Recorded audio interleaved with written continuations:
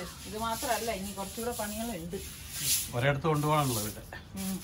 നിങ്ങളിത് കണ്ടോ? നല്ല ഒരു സീനറിയാണ് കേട്ടോ. അപ്പം ഞാനിത് കിച്ചൺ ചെയ്യാൻ വേണ്ടിയിട്ട്, അതായത് ഫ്യൂച്ചറിൽ ഓപ്പൺ കിച്ചൺ, ഒരു ഓപ്പൺ കിച്ചൺ ചെയ്യാൻ വേണ്ടിയിട്ടാണ് ഇങ്ങനെയൊക്കെ ചെയ്തെടുത്തത്. അതാ ഇവിടെ ഒരു സ്റ്റോർ റൂം പോലെ ചെയ്തിട്ടുണ്ട്. ഇതിനുള്ളിൽ സ്റ്റോർ റൂം പോലെയാണ്. പിന്നെ ഒരു കാര്യം ഞാൻ കാണിച്ചു തരാവേ. നിങ്ങൾക്ക് ഇത് കണ്ടോ? ഇത് വലിയ വില കൊടുത്ത് വാങ്ങിച്ച സിങ്കാണ്. പക്ഷെ ഇത് നമ്മളിതാ ഇവിടെ ഒരു കണക്ഷൻ കൊടുക്കുക ഒന്നും ചെയ്തിട്ടില്ല. വാങ്ങിയത് ഇതാ ഇത് കംപ്ലീറ്റ് തുരുമ്പാണ്. ആദ്യം ഞാൻ വിചാരിച്ചത് ഇത് വേറെന്തോ പൊടി പിടിച്ചതാണെന്ന് കേട്ടാ.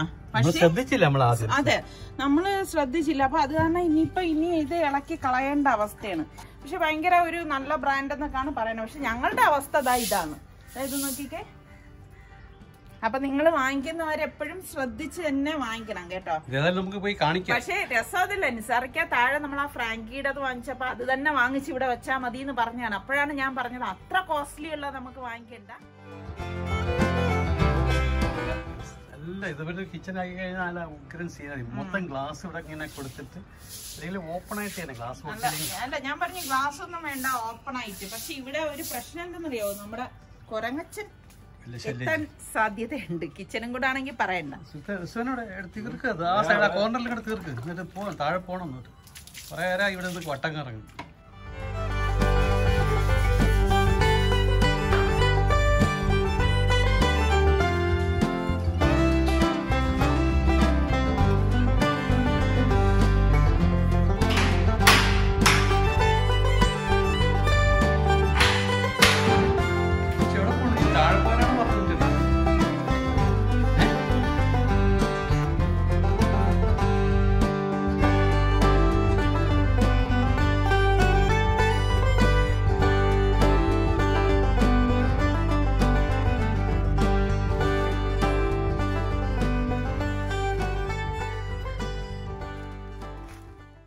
ഞാനന്ന് കുറച്ച് വിറക് വാങ്ങിച്ചത് പറഞ്ഞില്ലായിരുന്ന. അപ്പൊ നിസാർക്ക് എന്നെ വഴക്ക് പറഞ്ഞു, പച്ച വിറക് എവിടെന്നെങ്കിലും കിട്ടിയത് വാങ്ങിക്കൊണ്ട് വന്നിരിക്കുന്നു എന്ന് പറഞ്ഞിട്ട്. അപ്പൊ ഇപ്പോഴാണ് ചാക്കിനെ കൊണ്ടുവന്നിട്ട് വെയിൽ കണ്ടപ്പോഴേക്ക് നിസാർക്ക് പറഞ്ഞെങ്കിൽ പിന്നെ ഇവിടെ പൊരയിടത്തിലിട്ട് ഉണക്കിയിട്ട് എടുക്കെന്ന് പറഞ്ഞു. അങ്ങനെ ഇപ്പൊ വിറകൊക്കെ ഉണക്കാനായിട്ട് ഇടയാണ്. ഇന്നലെ ഇതുപോലെ ഇട്ടിട്ടുണ്ടായിരുന്നു. ഇനിയിപ്പം നാളെയും കൂടി ആകുമ്പോഴേക്ക് ഉണങ്ങി കിട്ടുമായിരിക്കും കേട്ടാ. അപ്പൊ വിറകല്ല ഇവർ രണ്ടുപേരും കൂടി ഇങ്ങനെ ഉണക്കുകയാണ്. അപ്പൊ അത്യാവശ്യത്തിന് നമുക്ക് ഉപയോഗിക്കാമല്ലോ.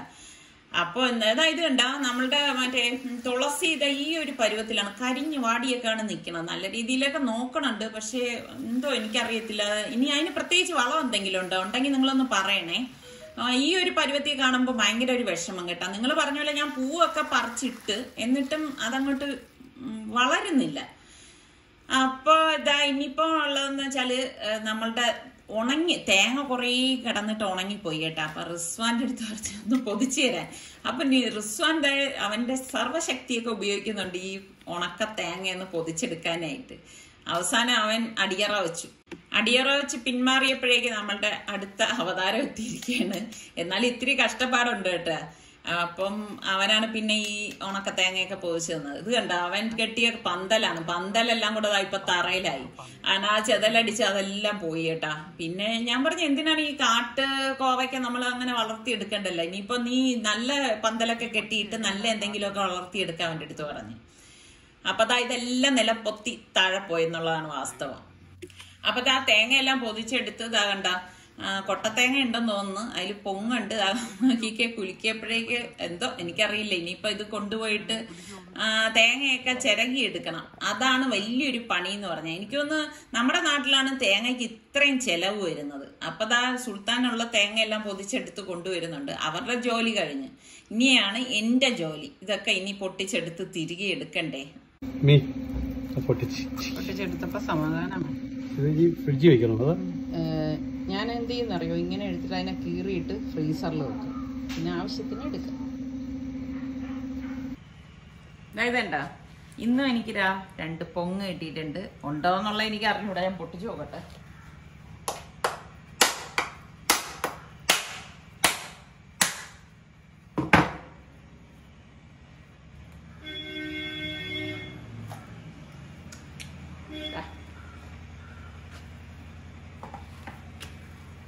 ഇതാണ് സംഭവം. എന്താ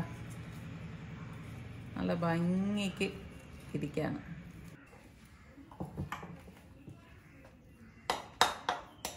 എൻ്റെ മാരകായുധം വെച്ചിട്ടാണ് ഞാൻ പൊട്ടിക്കുന്നത്.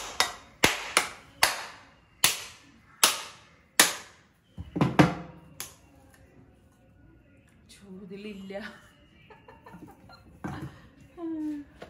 ഇതിലില്ല, ആശിച്ചത് വെറുതെ എന്ന് തോന്നണം. നോക്കട്ടെ. അകത്ത് കിടക്കുന്ന കേട്ടാ, ഒളിച്ച് കിടക്കാണ്.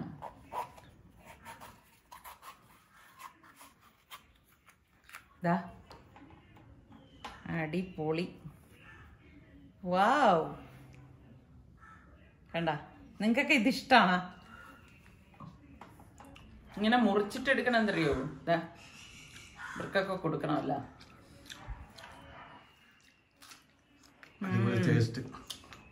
അടിപൊളി സാധനം. നിങ്ങൾക്കൊക്കെ ഇത് ഇഷ്ടമുള്ള എത്ര പേരുണ്ട്? എനിക്ക് ഭയങ്കര ഇഷ്ടമാണ് കേട്ടോ. അമ്മേ അതൊക്കെ കൊള്ളാം. പിള്ളേർ തളർന്നു വന്നിരിക്കുവാണ്, അവർക്ക് വേണ്ടത് എളുപ്പം ഉണ്ടാക്കി കൊടുക്കുക. ഉണ്ടാക്കാൻ എത്ര നേരം വേണം? പാസ് വേണം, പെട്ടെന്ന് റെഡിയാക്കാം. നമ്മൾ രണ്ടുപേരും തന്നെ ഇതിപ്പോ തിന്ന് തീർക്കും. അവർക്ക് മറ്റേതുണ്ടല്ലോ സുനി, അവൻ കണ്ടു, സുൽത്താൻ കണ്ടത്. പിന്നെ വേറെ കാര്യം, അവർക്കൊന്നും വലിയ പ്രിയം വരാൻ വഴിയില്ല കേട്ടോ, പക്ഷെ ഞങ്ങൾക്ക് ഭയങ്കര ഇഷ്ടമുള്ളത്. പിന്നെ ഒരു കാര്യം, നമ്മളുടെ സലു സിമ്പിൾ റെസിപ്പീസ് എന്ന് പറഞ്ഞ് പുതിയൊരു ചാനൽ ഞാൻ തുടങ്ങിയിട്ടുണ്ട്. ഒരു 3-4 മിനിറ്റിൽ ഒതുങ്ങുന്ന വീഡിയോ ആണ്. അപ്പൊ നിങ്ങൾ സബ്സ്ക്രൈബ് ചെയ്യാത്തവര് ഞാൻ പിൻഡ് കമന്റ് ആയിട്ട് ലിങ്ക് കൊടുത്തേക്കാം. അപ്പൊ പോയൊന്ന് സബ്സ്ക്രൈബ് ചെയ്യണം കേട്ടോ. പിന്നെ മെയിൻ ആയിട്ട് ഒരു കാര്യം എനിക്ക് പറയാനുള്ള എന്താന്ന് വെച്ചാല്, നമ്മളുടെ ഇൻസ്റ്റയില് 95K ആയിട്ടുണ്ട്. അപ്പൊ നിങ്ങൾ എല്ലാവരും ആ പേജ് ഒന്ന് വിസിറ്റ് ചെയ്തിട്ട് നിങ്ങൾക്ക് ഇഷ്ടപ്പെടാണെങ്കിൽ ഇന്ന് തന്നെ അതൊന്ന് 100 ആക്കി തരാൻ ശ്രമിക്കണേ. ഞാൻ ഇതുവരെ നിങ്ങളുടെ അടുത്ത് റിക്വസ്റ്റ് ചെയ്തിട്ടില്ലല്ലോ. അപ്പം സലു സിമ്പിൾ റെസിപ്പീസും ഇൻസ്റ്റയിൽ. അപ്പം എന്തായാലും ഞാൻ ഈ കൊപ്രയെന്ന് അരിഞ്ഞു വെച്ചിട്ട് വേണം എനിക്ക് പാസ്ത റെഡിയാക്കാൻ.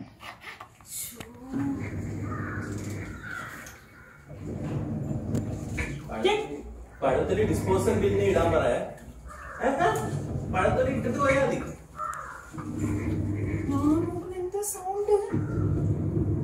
കുറച്ച്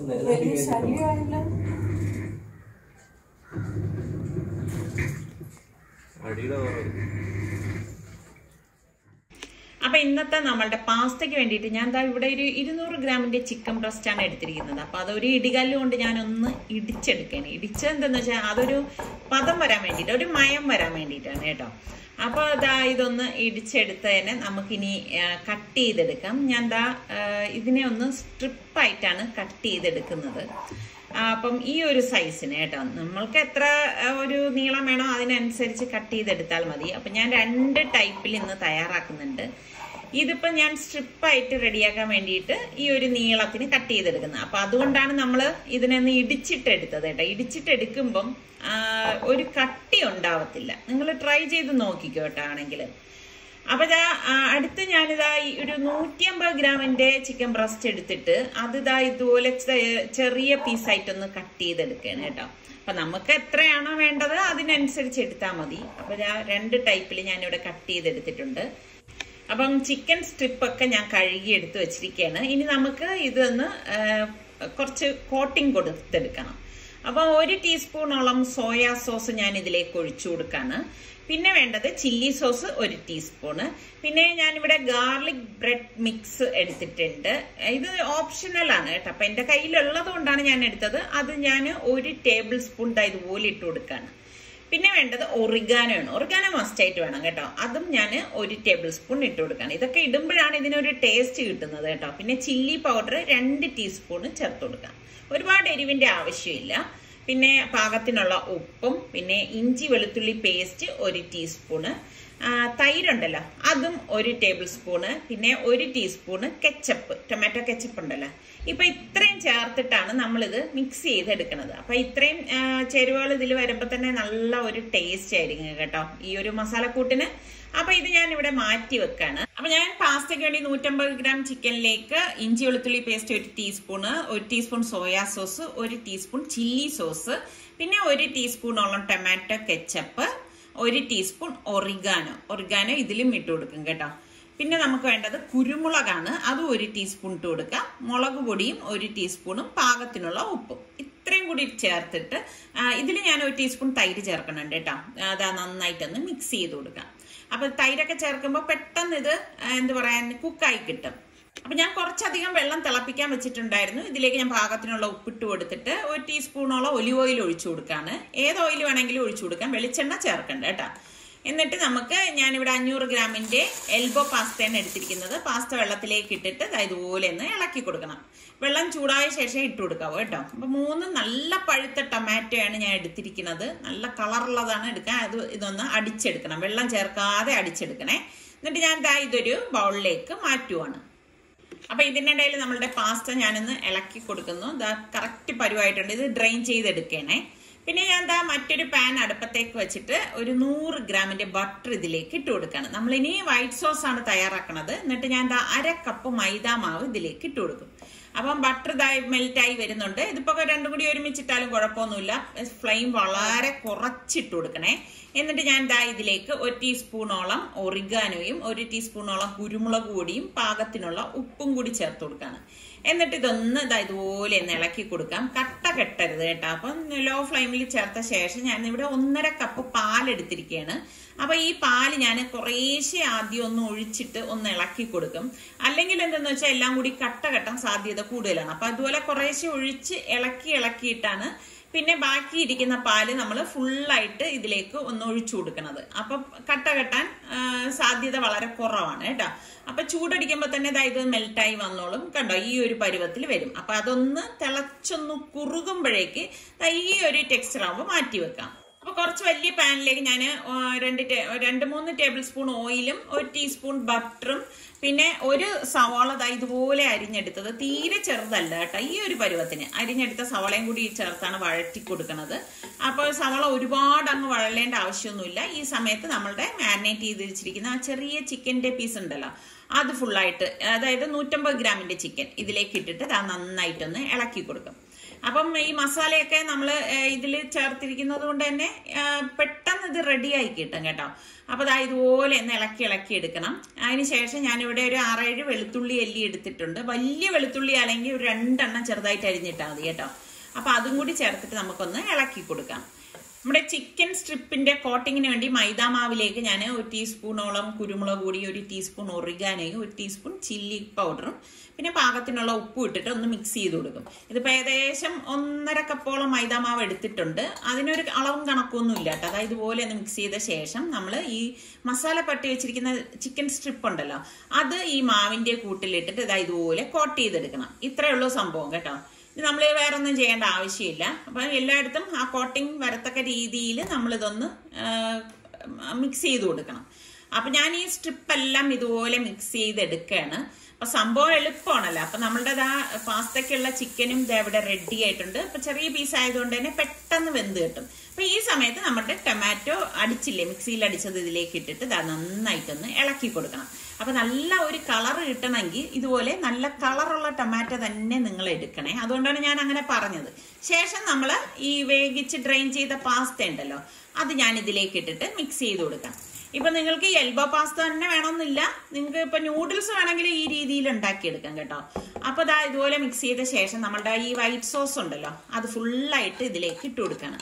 അപ്പൊ ശരിക്കും പറഞ്ഞാൽ നമ്മൾ ഈ വൈറ്റ് സോസും ആ ടൊമാറ്റോ പേസ്റ്റും എല്ലാം ചിക്കനും ഒക്കെ ചേർന്നിട്ട് നല്ല ഒരു ടേസ്റ്റ് ആണ് കേട്ടോ ഇതിന് വരുന്നത്. അപ്പൊ നന്നായിട്ടൊന്ന് ഇളക്കി മിക്സ് ചെയ്ത് കൊടുക്കണം. അപ്പൊ നിങ്ങളുടെ കയ്യിൽ പാഴ്സലി ഒക്കെ ഉണ്ടെങ്കിൽ അതും ഇട്ട് കൊടുക്കാം കേട്ടോ. അപ്പൊ എന്റെ കയ്യിൽ പാഴ്സലി ഒന്നും ഇല്ല, അപ്പൊ ക്യാപ്സിക്കം ഇരുന്നിരുന്നു. അപ്പൊ ഞാൻ അതൊന്ന് ഇതുപോലെ കട്ട് ചെയ്ത് ഇട്ട് കൊടുക്കാണ്. അപ്പൊ ഇതൊക്കെ ഇടുമ്പോഴാണ് അതിന് നല്ല ഒരു ടേസ്റ്റ് വരുന്നത്. ശരിക്കും നമ്മൾ ഈ റെസ്റ്റോറന്റിൽ നിന്നൊക്കെ വലിയ വില കൊടുത്ത് വാങ്ങിക്കേണ്ട ആവശ്യമൊന്നുമില്ല. ഇതൊക്കെ നമുക്ക് ഈസി ആയിട്ട് വീട്ടിൽ തന്നെ ഉണ്ടാക്കിയെടുക്കാൻ പറ്റും. അപ്പൊ സ്ട്രിപ്പ് തയ്യാറാക്കാൻ വേണ്ടിയാണ് ഞാൻ ഓയിൽ ചൂടാക്കാൻ വെച്ചതിലേക്ക് നമ്മളുടെ സ്ട്രിപ്പ് ചൂടായ ശേഷം, എണ്ണ ചൂടായ ശേഷം ഈ സ്ട്രിപ്പ് ഇട്ട് കൊടുക്കാവൂ. എന്നിട്ട് തിരിച്ചും മറിച്ചും ഇട്ട് ഇതൊന്ന് ഫ്രൈ ചെയ്തെടുക്കണം. അപ്പം ഫ്ലെയിം ഒന്ന് കുറച്ച് വെച്ചിട്ട് വേണം ഫ്രൈ ചെയ്തെടുക്കാനുള്ളത് കേട്ടോ. അപ്പൊ എണ്ണ കുടിക്കുക ഒന്നും ചെയ്യത്തില്ല. അപ്പൊ നല്ല കരിമുരാന്നൊക്കെ കഴിക്കണമെങ്കിൽ കുറച്ച് കൂടുതൽ നേരം ഒന്ന് ക്രിസ്പി ആക്കി എടുത്താൽ മതി. അപ്പൊ നമ്മളുടെ ചിക്കൻ സ്ട്രിപ്പ് ഒക്കെ റെഡി ആയിട്ടുണ്ട്. അടിപൊളി നമ്മളുടെ പാസ്തയും ചിക്കൻ സ്ട്രിപ്പും ഇവിടെ റെഡിയാണ്. അപ്പൊ ഇന്നത്തെ 2 റെസിപ്പി നിങ്ങൾക്ക് എല്ലാവർക്കും ഇഷ്ടമായെന്ന് വിശ്വസിക്കുന്നു. അതുപോലെ തന്നെ സബ്സ്ക്രൈബ് ചെയ്യാത്തവര് സബ്സ്ക്രൈബ് ചെയ്യുകയും നിങ്ങളുടെ ഫ്രണ്ട്സിനൊക്കെ ലിങ്ക് ഷെയർ ചെയ്ത് കൊടുക്കുകയും വേണം കേട്ടോ. അടുത്ത് നമുക്ക് നല്ല റെസിപ്പിയോ വ്ളോഗായിട്ടൊക്കെ കാണാം. അതുവരയ്ക്കും എല്ലാവർക്കും ബൈ.